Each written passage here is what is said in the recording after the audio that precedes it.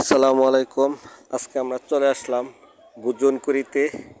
আজকে আমরা ভোজন করিব চিলেকোঠা ক্যাফে। এটি অবস্থিত ঢাকা ময়মনসিংহ মহাসড়কের পাশে স্কয়ার মাস্টারবাড়িতে। আজকে এখানে আমাদের একটি মত বিনিময় সভা এবং নৈশভোজের আয়োজন করা হয়েছে আমাদের ফোরামের পক্ষ থেকে। আমরা এসে দেখলাম আমাদের যে ফোরামের সভাপতি উনি বক্তব্য রাখছেন।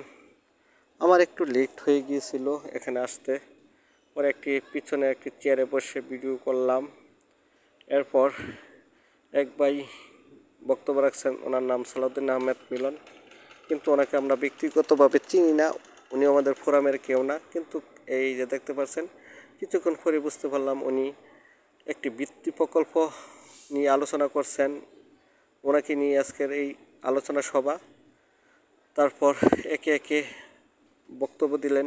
ওনার বক্তব্যের পর তারপর আমরা বক্তব্যের শেষে ভোজন হবে এবং এরপর সবার বক্তব্য শেষে বক্তব্য দিলেন, এখন দেখতে পাচ্ছেন উনি আমাদের ফোরামের উপদেষ্টা ডক্টর হাফেজ মোহাম্মদ আবুল কাশেম স্যার।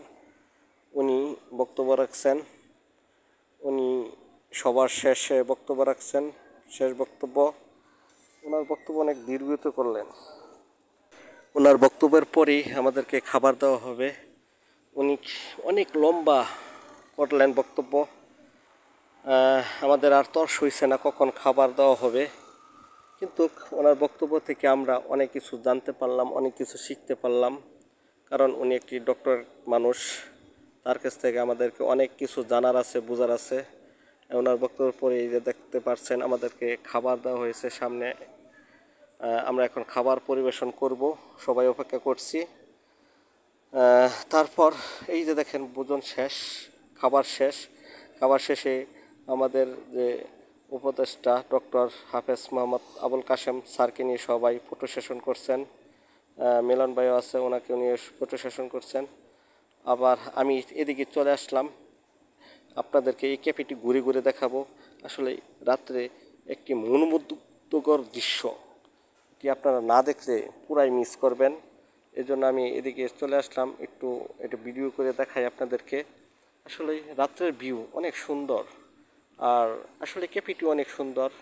চিলেকোঠা ক্যাফে নামটি অনেক সুন্দর। এই যে আপনাদেরকে দেখাচ্ছি চতুর্পাশ ঘুরে ঘুরে।